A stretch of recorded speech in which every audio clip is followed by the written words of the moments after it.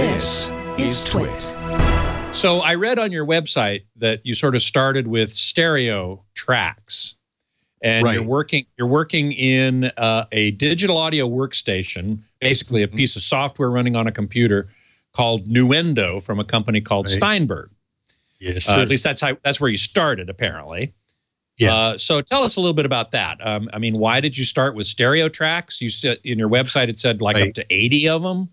Yeah, it can be a lot. So you hit a big point.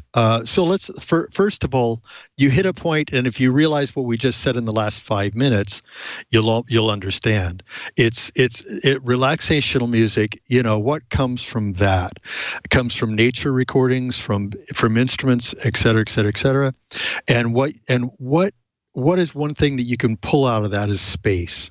You know, that idea of space. I mean, there's that concept of space music and all that. But anyway, that idea of atmosphere. And that space comes from a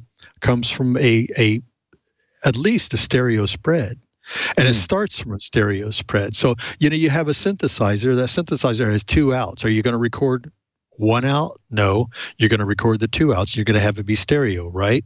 Of course, because the synthesizer actually can pan its sound between the 2 outputs. It's got a stereo output. Exactly, and so and it's the sounds that happening. it makes. It's creating already a stereo mix of itself. Exactly. And then you go further. So now now you get into something which all of a sudden gets weirdly esoteric, and it's esoteric for no reason whatsoever. And it's true. It's that idea of stereo recording, of putting a mic out. If you're recording a guitar, I will always put out 2 mics in what is called XY, which is in this fashion where it's like, and you're picking out the left from this side and the right from that side, and it's XY. And then, but if I record a vocal, everybody else will put a single mic out. Like you have that mic in front of you, right? I have a single mic in front of me. But if I'm recording a vocal, I will actually have a stereo mic out in front. And you go, and you go, why? Why would you have a stereo mic? Because that's exactly the way I would do it. Yeah, I'd say why. Why? Exactly. Why would you put a stereo? Because there is an actual natural spread.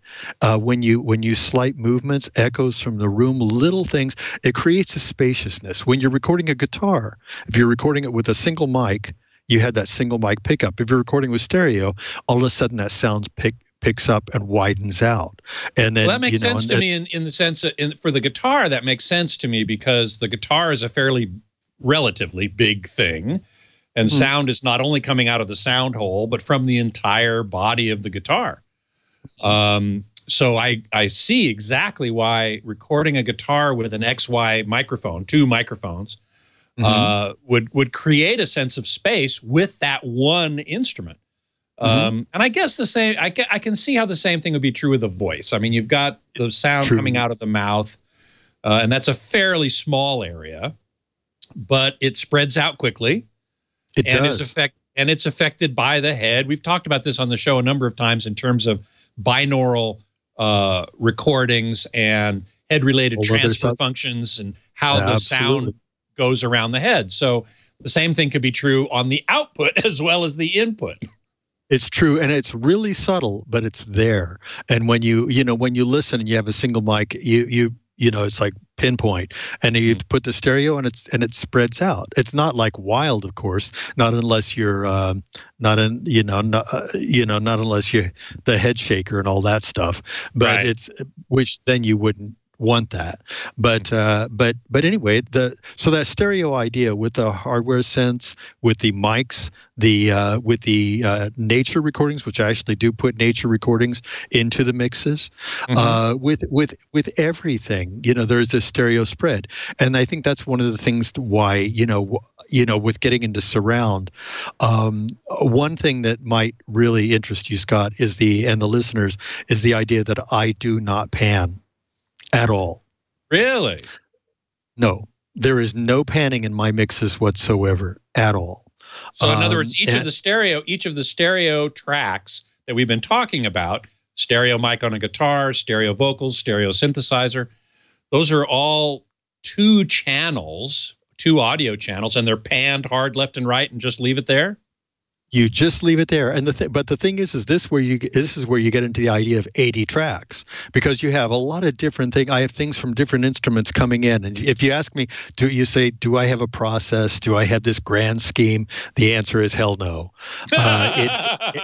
It all just happens from intuition. I do everything from intuition, and and so you get all these different stereo tracks, which one thing will answer another, and you get all this counterpoint all over the place. And you end up with like so many counterpoints that when you put that over the surround mix, it's really intriguing and really interesting. And that's this is if I can continue one thing further, Scott.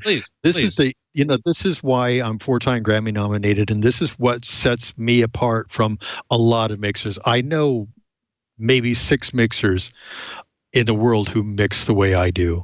And so what everybody does is, everybody goes left and right, and then maybe a little bit of center, and then, then maybe reverb in the rear, right?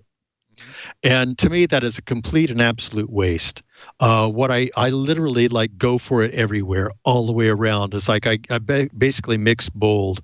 The rear speakers are going just as much as the front, because the information is moving around so much. It basically, that idea of immersive, you are immersed. It puts you in the middle of a creation, that is created for the medium, really.